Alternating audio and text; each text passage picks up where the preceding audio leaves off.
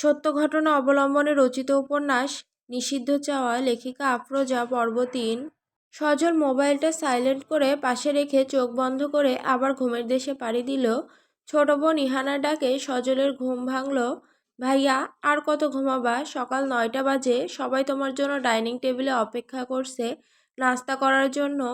সজল চোখ ডলতে ডলতে ইহানাকে বলল, তুই যা, আমি ফ্রেশ হয়ে আসছি। ইহানা বলল, আচ্ছা ভাইয়া, আমি যাচ্ছি, তুমি তাড়াতাড়ি এসো, লেট করো না। সজল চোখ খুলে বালিশের পাশ থেকে মোবাইলটা হাতে নিয়ে দেখে ৩১টা মিসড কল। লাফ দিয়ে উঠে বসে গেল। ৩১টা মিসড কল, 14টা মেসেজ। সজল মাথায় হাত দিয়ে, শিট, খবর আছে আমার। থাক, এখন আদনানকে কল দিব না, দিলেই শালাই চেতে যাবে। সরাসরি দেখা করবো ওর অফিসে গিয়ে। ফ্রেশ হয়ে নিচে গিয়ে দেখে ডাইনিং টেবিলে নাস্তা নিয়ে সবাই অপেক্ষা করছে। ইহানা আব্বাজান নাস্তা সামনে নিয়ে বসে আছে, কেউ খাচ্ছে না। আম্মাজান রান্নার ঘর থেকে এসেই বলল, বস বাবা, সকাল ৯টা বেজে গেছে, তাড়াতাড়ি খেয়ে নে। তোর বড় বোন শামিমা আমাকে কল দিছে, আমি বলছি তুই ঘুমাস, তাই আর তোকে ডিস্টার্ব করে নাই। একবার দেখা করে আসিস। সজল আচ্ছা বলে চেয়ার টেনে খেতে বসলো। ইলহাম চৌধুরী, তোমার ছেলের জন্য যে আমাদেরকে না খেতে দিয়ে বসায় রাখছো, সেটা কি ভুলে গেছেন? আমরাও না খেয়ে বসে আছি। ইহানা হেসে বলল, আম্মা জান, ভাইয়াকে পেয়ে আমাদের ভুলে গেছে। হুরায়া চৌধুরী, বাবা মেয়ে কি শুরু করলা আমার? ছেলেটা এতদিন পরে বাড়ি ফিরছে। কথা না বাড়িয়ে হুরায়া চৌধুরী সজলের প্লেটে খাবার বেড়ে দিতে লাগলো। সজল, আম্মা জান, আপনিও বসেন, একসাথে খাই। না বাবা, তুই খা, আমি পরে খেয়ে নিব, রান্নাঘরে অনেক কাজ, যা লাগবে এখান থেকে নিয়ে নাও সব। তোমার জন্য আমি রান্না করছি বলে রান্নাঘরের দিকে হাঁটা ধরল। ইহানা বলল, আমার খাওয়া শেষ, আমি স্কুলে যাচ্ছি। ইলহাম চৌধুরী, আচ্ছা যাও, গাড়ি নিয়ে যেও, একা আবার যেও না। ইহানা আচ্ছা বলে বের হয়ে গেল। সজলের খাওয়া শেষে চেয়ার টেনে উঠতে যাবে, তখনই ইলহাম চৌধুরী বলল, দাঁড়াও, তোমার সাথে আমার কথা আছে। সজল আবার বসে পড়ল। ইলহাম চৌধুরী, আমার কথা তো শুনলে না, দেশে একেবারে চলে এলে, এখন কি করতে চাও? আমি আসার আগেই সব কিছু ঠিক করেই আসছি। স্কুলে আপনার জায়গায় আমি আগামীকাল থেকে জয়েন করব।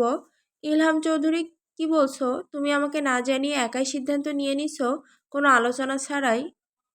আমাকে ডে কেয়ারে রেখে আসার সময় আপনিও তো আমার সাথে আলোচনা করেননি, একাই সিদ্ধান্ত নিয়েছিলেন। ইলহাম চৌধুরী, তুমি তখন ছোট ছিলে, তোমার ভালোর জন্যই তোমাকে রেখে আসছিলাম।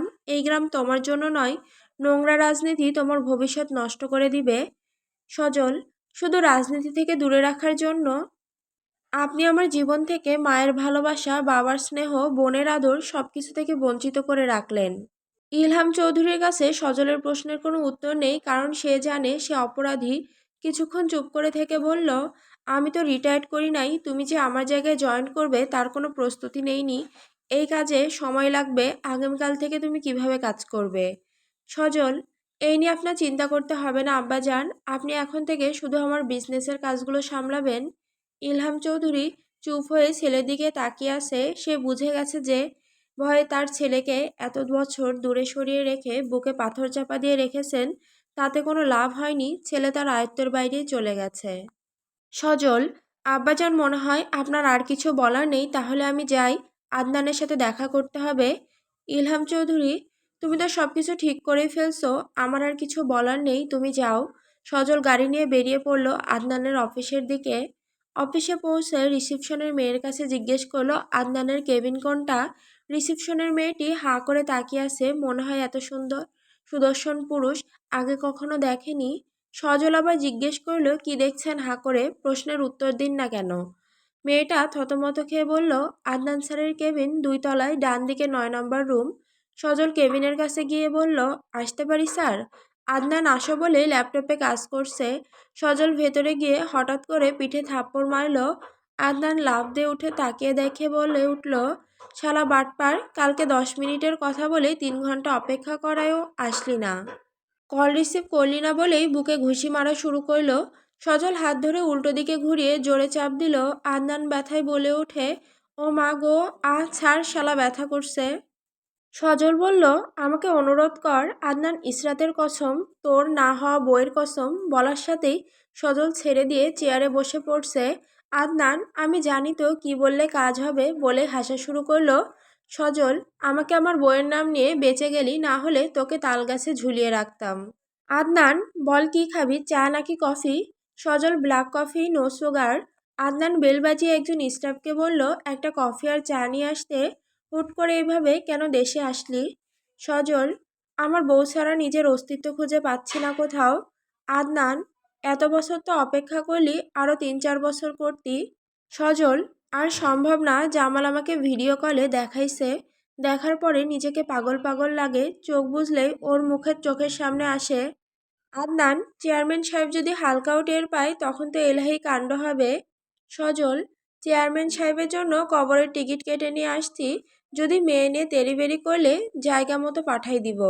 আদনান, নাওজুবিল্লাহ, শ্বশুর হয় তোর, কী সব বলছিস, পাপ হবে পাপ। বলেই 32টা দাঁত বের করে খিলখিলিয়ে হাসতে লাগলো। সজল, তোর মুখটা বন্ধ কর, পোকামাকড় সব ঢুকবে। আদনান, যাকে নিয়ে এত কিছু করছিস সে তো তোকে চিনেই না।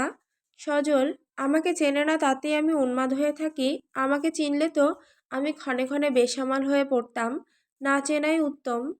আদনান, ভালোবাসা তুমি ধন্য, একজন ইন্টারন্যাশনাল মাফিয়া গ্যাংস্টারকে তুমি একটা পিচ্চির জন্য পাগলামি করছে। সজল, চুপ শালা, কেউ শুনবে, তুই তো আমার মান ইজ্জত সব খাবি। উঠলাম, পরে দেখা হবে। আদনান, দাঁড়া প্রেমিক পুরুষ, কথা এখনো বাকি আছে বলেই মিটমিটিয়ে হাসতে লাগলো। সজল, তোর কথা তোর কাছে রাখ বলেই হাঁটতে লাগলো। সিঁড়ি দিয়ে নামার সময় রিসিপশনের মেয়েটা তাকিয়ে আছে যে সজল সিঁড়ির নিচে আসলো। রিসিপশনের মেয়েটা সামনে এসে বলল, আপনার নাম্বারটা দেওয়া যাবে? সজল কোনো কথার উত্তর না দিয়ে বেরিয়ে গেল। বাড়ির সামনে আসতে দেখে গাড়ি নিয়ে বাড়ির ভেতরে ভর্তি করার জায়গা নেই গাড়ি ঢোকানোর। মোস্তফা কাকা এসেই বললেন, ছোট সাহেব, বাড়িতে অনেকে আপনাকে দেখার জন্য আসছে, তাই গাড়ি ভেতরে যাবে না, বাড়ির সামনে রাখেন। সজল আর কিছু না বলে গাড়ি থেকে নেমে বাড়ির ভেতরে যেতেই বড় আন্টি, তার মেয়ে, ছোট আন্টি, তার 2 মেয়ে, এক ছেলে, মামা মামি সবাই বসে আড্ডা দিচ্ছে।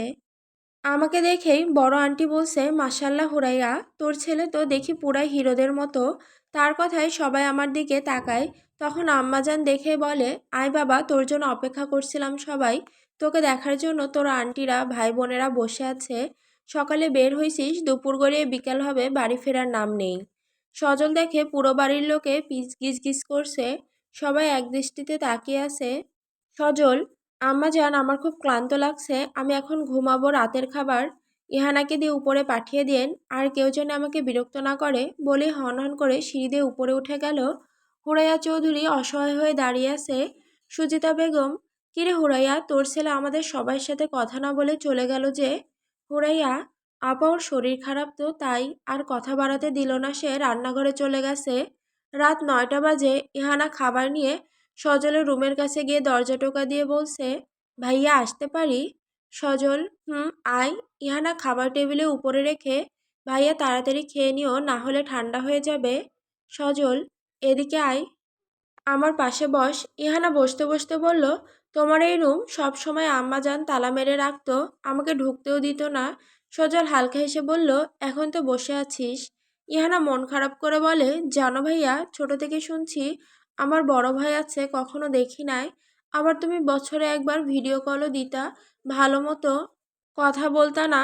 তোমার প্রতি আমার অনেক অভিমান। সজল, আমার বোনটার সব অভিমান রাগ ভাঙাতে যা করার লাগে তাই করব, বল কি করলে খুশি হবি? ইহানা, সারা জীবন আমাদের সাথে থাকবা, এটাই চাই, আর কিছু না। সজল, আচ্ছা, আমি আর বাইরে যাব না। ইহানা শুনেই খুশিতে বলে উঠল, সত্যি? 3 সত্যি বলো? সজল, 3 সত্যি, কালকে থেকে আমি তোর স্কুলে পড়াতে যাব, বাবার জায়গায় আমি পড়াবো। ইহানা, কি মজা, আমি তো অনেক খুশি ভাইয়া। সজল, স্কুলে কাউকে বলবি না আমি তোর ভাই হই, ক্লাসমেট বা বান্ধবী কাউকে না। ইহানা মন খারাপ করে, কেন ভাই, কাউকে বলতে পারবো না? সজল, কিছু সমস্যা আছে, আমি তোকে এখন বলতে পারবো না, সময় হলে বলবো, এখন গিয়ে পড়তে বস, পড়া শেষ হলে ঘুমিয়ে পড়বি। ইহানা চলে গেল। সকাল 8টা বাজে। অ্যালার্মের আওয়াজে ঘুম ভাঙলো। উঠেই গোসল করে গা মুছতে মুছতে আয়নার সামনে এসে নিজেকে দেখে বলছে, উফ, বউয়ের অভাবে সৌন্দর্য নষ্ট হয়ে যাচ্ছে। মেয়েটা তো লেটে জন্ম নিল কেন? 4-5 বছর আগে জন্ম হলে কি এমন ক্ষতি হতো? আমার এত কষ্ট পেতে হতো না, বউকে বুকে নিয়ে শুয়ে থাকতাম। রেডি হয়ে নিচে এসে দেখে ইলহাম চৌধুরী পত্রিকা পড়ছে। আম্মা জান আমি বের হলাম। হুরাইয়া, না খেয়ে সকালে কোথায় যাচ্ছিস? এসে বলবো বলেই বের হয়ে গেল। ব্রাইট গার্লস স্কুলে আজ নতুন হেডমাস্টার আসবে, তাই স্কুল সাজানো হয়েছে। স্কুলের সামনে শিক্ষক শিক্ষিকা ছাত্রীরা হাতে ফুল নিয়ে দাঁড়িয়ে আছে। স্কুলের সামনে কালো রঙের গাড়ি এসে দাঁড়ালো। দারোয়ান গিয়ে দরজা খুলে দিল। গাড়ি নিয়ে সজল চৌধুরী নামতেই হাকিম স্যার গিয়ে হ্যান্ডশেক করে গেটের ভেতর নিয়ে আসলো। সব শিক্ষক শিক্ষিকা ছাত্রীরা হাতে ফুল নিয়ে গেল স্যারকে বরণ করার জন্য। সবাই দেখে অবাক হয়ে তাকিয়ে আছে স্যারের দিকে। কেউ এক্সপেক্ট করে নাই এরকম কিছু। বাংলা ম্যাডাম বলে উঠল, এই আমাদের হেডমাস্টার সজল। কেন, কোনো সমস্যা আছে? ম্যাডাম বলল, না আসলে আপনাকে দেখে বোঝা যায় না, দেখতে এত ইয়াং হ্যান্ডসাম হেড স্যার হয় সেটা আগে কখনো দেখিনি। সজল কিছুই বলছে না, গম্ভীরতা নিয়ে দাঁড়িয়ে আছে। ছাত্রীরা ফিসফিস করে বলতে শুরু করে দিল, এত সুদর্শন পুরুষ, তাও আবার হেডমাস্টার। বিশ্বাস হচ্ছে না। একদৃষ্টিতে তাকিয়ে আছে স্যারের দিকে। সজল চৌধুরী এদিক ওদিক তাকাচ্ছে, তার চোখ দুটো শুধু একটা চেহারা খুঁজছে, কিন্তু সেই চেহারাটা এখানে নাই। হাকিম স্যার বলল, তোমরা সবাই স্যারকে ওয়েলকাম করো। সবাই ফুল দিয়ে বরণ করে নিল। সবার সাথে পরিচয় পর্ব শেষ করে অফিস রুমে নিয়ে গেল। সজল কিছুক্ষণ রেস্ট নিয়ে 11টার দিকে ক্লাস 7-এ ঢুকে গেল। ঢুকতেই সবাই দাঁড়িয়ে সালাম দিল। সজল বলল, তোমরা সবাই বসো, আজকে আমি কোনো ক্লাস নিতে আসিনি, তোমাদের সাথে পরিচিত হতে এসেছি। শুরুটা আমাকে দিয়েই করা যাক। আমার নাম সজল চৌধুরী, আমি তোমাদের নিউ স্যার, সবসময় তোমাদের ইংলিশ ক্লাস নিব।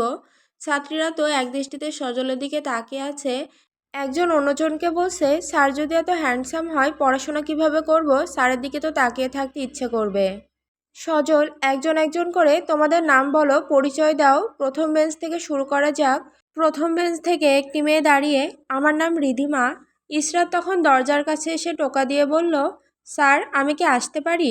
সজল দরজার দিকে তাকাতেই দেখে চিকনা চিকনা গায়ের গঠন, শ্যামলা গায়ের রং, কাঁধের উপরে মোটা লম্বা দুইটি বেনি, ভাসা ভাসা চোখ, হালকা কাজল দেওয়া, মনে হয় চোখের চাহনিতেই মাতাল হয়ে যায়। মোটা জোড়া ভ্রু। সজল স্তব্ধ হয়ে যায়, পুরো শরীর ঘামতে শুরু করে, চোখ দুটি চেহারার পানে আটকে যায়, পা দিয়ে দাঁড়ানোর শক্তি হারিয়ে যাচ্ছে। নিজের অজান্তে এই অনেকটা ইসরাতের কাছে চলে গেছে। বোধগম্য হতেই আবার নিজের জায়গায় এসে দাঁড়ালো।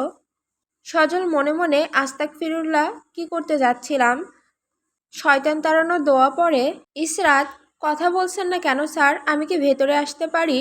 সজল, আসো। ভেতরে আসতে জিজ্ঞেস করলো, তোমার নাম কি? ইসরাত, আমার নাম ইসরাত মেহেদিবা খান। সজল, এখন ক্লাসে আসার সময় হলো, এত দেরি করে আসছো কেন? আমি প্রতিদিন দেরি করেই আসি। কেন প্রতিদিন দেরি করে আসো? ঘুম থেকে উঠতে দেরি হয়, আমার শরীরটা অসুস্থ থাকে মাঝে মাঝে, তাই দেরি করেই আসি। এখানে পড়তে আসো নাকি মশকারি করতে আসো? মশকারি করতে আসবো কেন, পড়তেই আসি। আমার ইচ্ছে মতো আসি। মুখ বেঁকিয়ে, এটা কি তোমার বাপ দাদার বাড়ি যে তুমি দেরিতে আসবে, তোমার ইচ্ছে মতো যাবে? জি, এটা আমার বাবার স্কুল। আমার বাবা এলাকার চেয়ারম্যান, বাবার ডোনেশনের টাকা দিয়ে এই স্কুল চলে। এই মেয়ে চুপ, তোমার বাবার টাকার গরম কাকে দেখাচ্ছ? স্কুল সবার জন্য সমান, ধনী গরিব বলতে এখানে চলে না। সবাই জ্ঞান অর্জন করতে আসে, এই শিক্ষা দিয়েছে তোমাকে? এরকম 10টা স্কুল চালানোর ক্ষমতা আছে সজল চৌধুরী। তুমি জানো আমি কে? সেটা আমার জানার ইচ্ছে নেই। সজল ইসরাতের হাত টেনে ধরে বেত দিয়ে মারতে শুরু করে, হাত দিয়ে রক্ত বের হয়ে যায়। ইসরাতের চিৎকারে সব স্যার ম্যাডাম ক্লাসে ছুটে আসে। হাকিম স্যার এসে সজলের হাত ধরে থামায়। কি করছেন স্যার আপনি? মেয়েটার হাত কেটে গেছে। ও কার মেয়ে জানেন? চেয়ারম্যান জানতে পারলে ঝামেলা হবে। সজল চিৎকার করে বেত ছুঁড়ে ফেলে বলতে থাকে, ও কার মেয়ে সেটা আমার জানার দরকার নেই। আমার কথাই শেষ কথা। এই মেয়ে লেট করে আর স্কুলে আসতে পারবে না, বলেই ক্লাসরুম থেকে বেরিয়ে চলে গেল। ইসরাতের বান্ধবীরা ইহানা, রিদিমা, ফারিয়া সবাই দৌড়ে ওর কাছে গিয়ে দেখে রক্ত পড়তেই আছে। ইসরাত চিল্লিয়ে কান্না করছে। ফারিয়া ওকে তাড়াতাড়ি ডাক্তারের রুমে নিয়ে চলুন, ও যে কোনো সময় অজ্ঞান হয়ে যেতে পারে। স্যার ম্যাডাম ইসরাতকে ধরে স্কুলের মেডিকেল রুমে নিয়ে গেল। বান্ধবীরাও পেছন পেছন গেল। ইসরাতের হাতে ওষুধ লাগিয়ে ব্যান্ডেজ করে ডাক্তার জিজ্ঞেস করলো, এই অবস্থা কে করছে, মারছে কে? রিদিমা, নতুন হেডমাস্টার আসতে সজল স্যার সেইভাবে ওকে মারছে লেট করে আসার কারণে। ডাক্তার, সে কি জানে না ও অসুস্থ থাকে?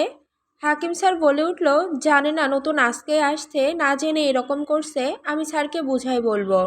ইসরাত নাক টানতে টানতে বলল, আমি বলছি অসুস্থ থাকি, সে জেনেই মারছে। আমি এখনই বাড়ি যাব।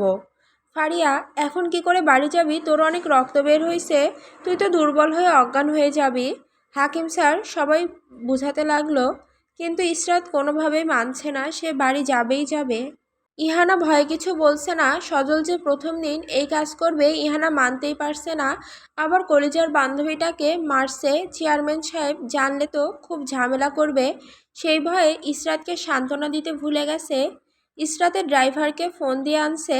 এখন ইসরাতকে সবাই গাড়িতে উঠিয়ে দিয়ে বলছে, ফারিয়া রিধিমা যেতে চায় ওর সাথে, যদি গাড়িতে অজ্ঞান হয়ে যায় তার কারণে। কিন্তু ও বলছে তোদের আসতে হবে না, আমি একাই যাব। দরজার কাছে গিয়ে মা বলে চিৎকার দিয়ে অজ্ঞান হয়ে পড়ল। ইসরাতের মা দৌড়ে এসে মেয়েকে মাটিতে পড়ে থাকতে দেখে চিৎকার করে কান্না শুরু করলো। ইসরাত, কি হয়েছে তোর? মা বলেই ওকে নিজের কোলে উঠিয়ে ধরে চিৎকার দিল। বাড়ির সবাই দৌড়ে এসে দেখছে ডাইনিং রুমে মেঝেতে ইসরাত পড়ে আছে। রুহানি খান ওকে জড়িয়ে ধরে কান্না করছে। ইসরাতের বড় ভাই জামাল এসে ওকে কোলে নিয়ে সোফায় উঠালো। ডাক্তার এসে ইসরাতকে স্যালাইন দিয়ে বলছে ওর অনেক ব্লাড গেছে, হয়তো ও কোথাও ব্যথা পাইছে, এর কারণে দুর্বল হয়ে গেছে। 1 ঘন্টা বা 2 ঘন্টার ভেতরে জ্ঞান আসবে। ভয়ের কিছু নাই বলেই চলে গেল। চেয়ারম্যান সাহেবকে কল দিয়ে বলা হয়েছে তার মেয়ের এই অবস্থা। চেয়ারম্যান সাহেব একটি মিটিংয়ে ছিল, শুনেই মিটিং রেখে গাড়ি নিয়ে বাড়ি চলে আসলো। চেয়ারম্যান সাহেব মেয়ের এই অবস্থা দেখে মাথা ঠিক রাখতে পারছে না। ইসরাতের হুঁশ ফিরতেই সবাই ইসরাতকে জিজ্ঞেস করছে কি হয়েছে, হাতে কিভাবে ব্যথা পেল। ইসরাত কান্না করে বলছে, মা আমাকে ওই সুন্দর বদমাইশ বেটা মারছে, ওকে তুমি মাইর দিও। ওই বেটা স্কুলে থাকলে আমি স্কুলে পড়বো না। চেয়ারম্যান সাহেব চিল্লিয়ে উঠে বলল, কার এত বড় সাহস আমার মেয়ের গায়ে হাত দিছে? স্কুলে কল দিয়ে পুরো ঘটনা শুনেই সজল চৌধুরীর বাড়ির উদ্দেশ্যে রওনা দিল চেয়ারম্যান সাহেব। চৌধুরী বাড়িতে হুরাইয়া চৌধুরী রান্নাঘরে হেল্প হ্যান্ড কাজ করছে, পাশে দাঁড়িয়ে দেখিয়ে দিচ্ছে কি রান্না করতে হবে। ইলহাম চৌধুরী ডাইনিং টেবিলে বসে চা খাচ্ছে। তখনই চেয়ারম্যান সাহেব চিল্লে বাড়িতে ঢুকেছে আর বলছে, কার এত বড় সাহস আমার মেয়ের গায়ে হাত দিছে? কোথায় সজল চৌধুরী? তাড়াতাড়ি বের হও। রান্নাঘর থেকে দৌড়ে আসলো হুরাইয়া চৌধুরী। ইলহাম চৌধুরী চায়ের কাপ রেখে দাঁড়িয়ে গেল। ইলহাম চৌধুরী, কি হয়েছে চেয়ারম্যান সাহেব, আমাকে বলুন। চেয়ারম্যান, তোমার ছেলে কোথায়? ওকে ডাকো। ইলহাম চৌধুরী, ও তো 2 দিন হলো দেশে ফিরছে, ও আবার কি করলো?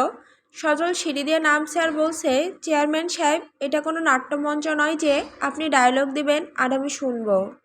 চেয়ারম্যান সাহেব সিঁড়ির ওপরে তাকাতেই দেখে লম্বা আর সুদর্শন একজন পুরুষ নামছে। দেখতে মনে হচ্ছে কোনো হিরো। ইলহাম চৌধুরী, কি করছিস তুই? না আজ সকালে স্কুলে গেলি পড়ানোর জন্য? সজল, পড়াতে গিয়েছিলাম, কিন্তু একটা বেয়াদবের সাথে সাক্ষাৎ হলো, তাকে শিক্ষা দিয়ে দিলাম। চেয়ারম্যান, মুখ সামলে কথা বলো। তুমি কার মেয়েকে বেয়াদব বলছো? ওকে মারার অধিকার তোমাকে কে দিয়েছে? সজল বলতে লাগলো, অধিকার আমাকে কে দিবে? আপনার মেয়েকে আপনি ভালোভাবে শিক্ষা দিতে পারেন নাই। কিভাবে কথা বলতে হয়, কোথায় কি বলতে হয় সেটাও এখনও জানে না। স্কুল কোনো তামাশা মস্কারি করার জায়গা না।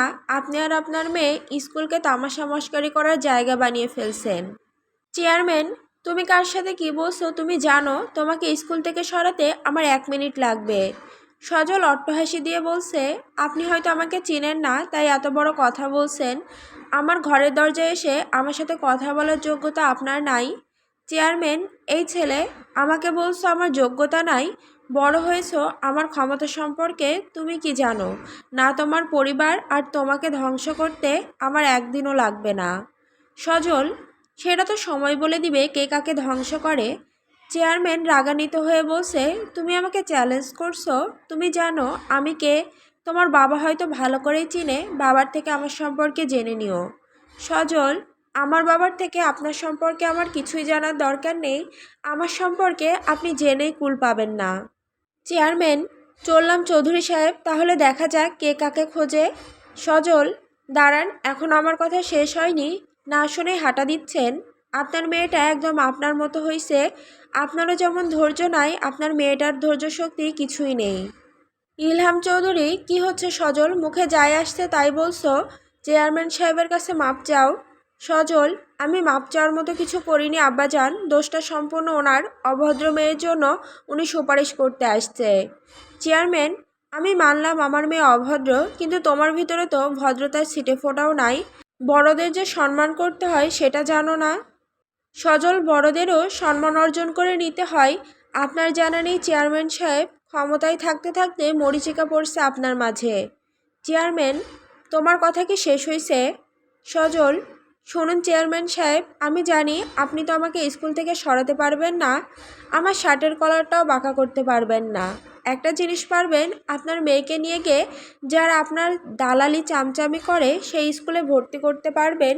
ক্ষমতার বলে আপনার মেয়ের রোল এক ছিল, নিজের যোগ্যতায় না, কারণ যে মেয়ে স্কুলে আসে 11টা বাজে সেই মেয়ে আর যাই হোক রোল এক হতে পারে না।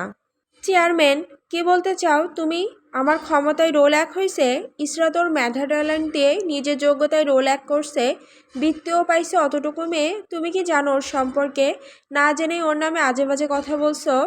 সজল, বাতাসে তো আর বড় হয়নি, আপনার মেয়ের কথা শুনে বোঝা হয়ে গেছে তার কি শিক্ষাগত যোগ্যতা। যে মেয়ে স্যারকে বলতে পারে আমার সকালে ঘুম থেকে উঠতে লেট হয় তাই আমি স্কুলে লেটে আসি, সেই মেয়ের কি মেধা আমার জানা হয়ে গেছে। চেয়ারম্যান চিল্লিয়ে ওঠে বাঘের মতো গর্জন দিয়ে বলল, আর একটা কথাও বলবা না আমার মেয়েকে নিয়ে। আমার মেয়েকে আমি ওই স্কুলেই পড়ব, প্রতিদিন সকাল 9টা বাজে স্কুলে পাঠাবো, ওর রোল এক হবে, সেদিন তোমার সাথে আমার মোকাবেলা হবে। চেয়ারম্যান, আজকে তুমি আমাকে যে অপমানে বলছো, আমার মেয়ের সাথে যা করছো তা কখনোই ভুলবো না, শুধু আসলে শোধ নিব বলে গেলাম, বলেই হন হন করে বেরিয়ে গেল। সজল চেয়ারম্যানের চলে যাওয়ার দিকে তাকিয়ে আছে আর মনে মনে বলে, চেয়ারম্যান সাহেব আমি তো এটাই চাই, বলেই বাঁকা হাসি দিল। ইলহাম চৌধুরী, ছি, তুমি কি আমার সন্তান? আমার ভাবতেও লজ্জা লাগে। তোমাকে যে কারণে এত বছর দূরে সরিয়ে রাখছি তুমি সেই কাজ করলা। সজল, লজ্জা যদি লেগেই থাকে খাতা মুড়ে দিয়ে বসে থাকুন, আমাকে শোনাচ্ছেন কেন? আর এই বিষয়ে আমি আর কোনো কথা শুনতে চাচ্ছি না। ইহানা দোতলায় সিঁড়ির নিচে বসে আল্লাহ আল্লাহ করছে, জানি বেশি ঝামেলা না হোক। তার ভাই যে এই রকমভাবে চেয়ারম্যানকে উত্তর দিবে সে কখনো কল্পনাও করে নাই। মনে মনে খুশি হচ্ছে আবার ভয় পাচ্ছে, যদি ইসরাত কখনো জানতে পারে সজল তার ভাই, সেদিন যদি বান্ধবীর মতো মধুর সম্পর্ক নষ্ট হয়ে যায়। ইলহাম চৌধুরী, বেগম সাহেবা আপনি এখন কিছু বলছেন না যে?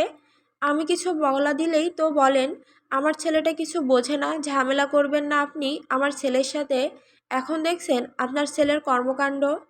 হুরাইয়া চৌধুরী স্তব্ধ হয়ে দাঁড়িয়ে আছে, এত সময় যা কিছু হয়েছে তার মাথার উপর দিয়ে গেছে, কথা বলার ভাষা খুঁজে পাচ্ছে না। রিদিমা, ফারিয়া, ইহানা স্কুলের মাঠের এক কোণায় বসে আছে। রিদিমা, আমাদের যে এত সুন্দর ইয়াং হ্যান্ডসাম স্যার, তাকে আর দেখতে পারবো না। চেয়ারম্যান সাহেব হয়তো মেরে তক্তা বানিয়ে সেই তক্তার উপরে বসে আছে, সেই দুঃখেই আমি শেষ। ফারিয়া, ইসরাত আসলেই বলবো বান্ধবীর থেকে বেশি স্যারের জন্য মায়া লাগছে তোর। ইহানা বলছে, সামনে দেখ তোরা কে আসছে। ফারিয়া রিদিমার সামনে তাকাতেই ভূত দেখার মতো করেই মা বলে চিল্লিয়ে উঠল। সবাই গেটের দিকে তাকিয়ে আছে, নিজের চোখে বিশ্বাসই করতে পারছে না যে ইসরাত সকাল 8:30-এ স্কুলে ঢুকছে।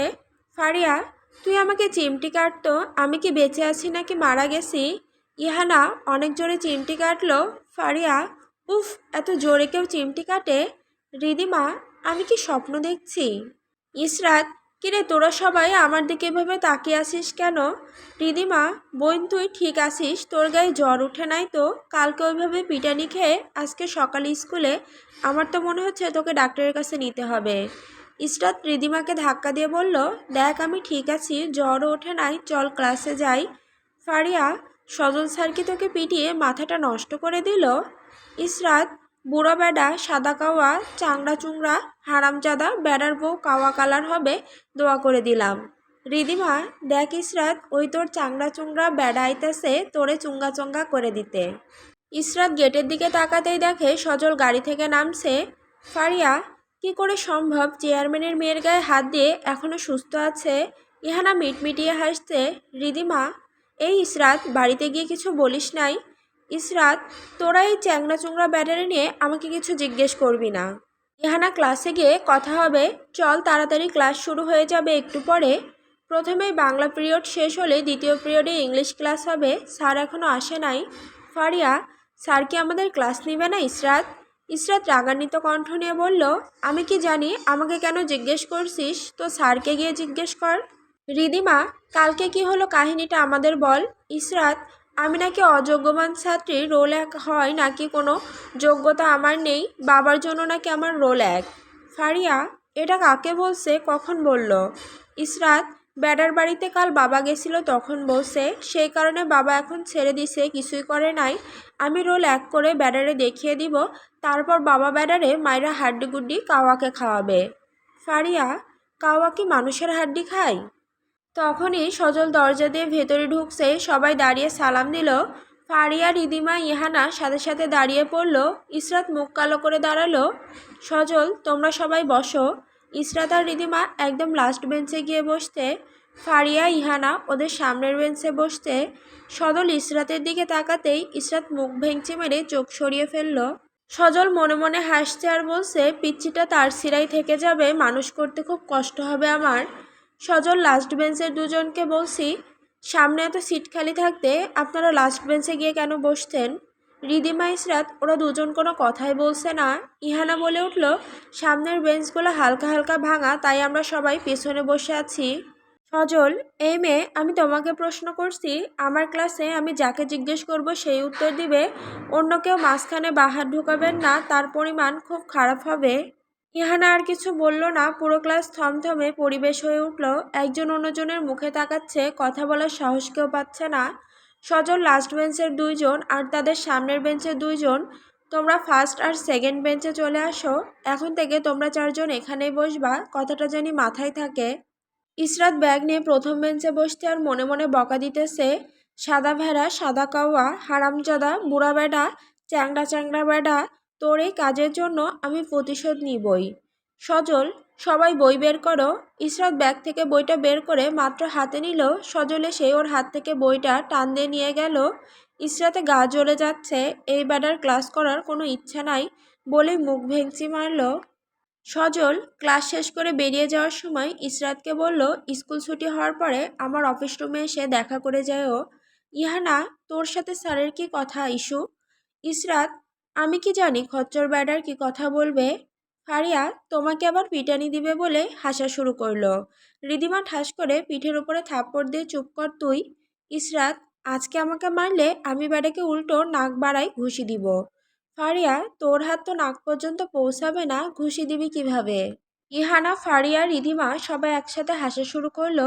স্কুল ছুটি হওয়ার পরে ইসরাত সজলের অফিসের সামনে গিয়ে দরজা টোকা দিয়ে বলল, স্যার, আমি কি আসতে পারি? সজল, আসো। ইসরাত ভিতরে ঢুকতেই সজল বলল, দরজাটা লাগিয়ে দাও। ইসরাতের খুব ভয় লাগছে, মনে মনে দোয়া পড়ছে। সজল ধমক দিয়ে বলল, কি বলছি কানে যায় নাই? ইসরাতের হাত পা কাঁপছে, দরজাটা লাগিয়ে চেয়ারের সামনে এসে মাথা নিচু করে দাঁড়িয়ে আছে। সজল চেয়ার থেকে দাঁড়িয়ে ইসরাতের অনেকটা কাছে এসে দাঁড়ালো। ইসরাতের দম বন্ধ হয়ে আসতে হাত পা কাঁপতে শুরু করলো, গলা শুকিয়ে যাচ্ছে, আর একটু পর নির্ঘাত জ্ঞান হারাবে। সজল, এভাবে কাঁপছো কেন? আমি তো এখনো মারা শুরু করি নাই, তার আগেই কাঁপাকাঁপি করছো, মারলে তো তোমাকে খুঁজেই পাওয়া যাবে না। ইসরাত আমতা আমতা করে, আমি আবার কি করলাম, আমাকে কেন মারবেন? সজল, মারবো না তো কি করব, আমাকে দেখেই তো মুখ ভেঙচি দাও। ইসরাত, এইবারের জন্য আমাকে ক্ষমা করে দেন, আমি আর কখনোই মুখ ভেঙচি দিব না, আমাকে মারবেন না প্লিজ, আমাকে মারবেন না। সজল মুখ চেপে চেপে হাসছে, মুখে গভীরতা নিয়ে সজল বলল, তাহলে আমি যা বলবো তাই করতে হবে। ইসরাত অসহায় চোখে তাকিয়ে আছে।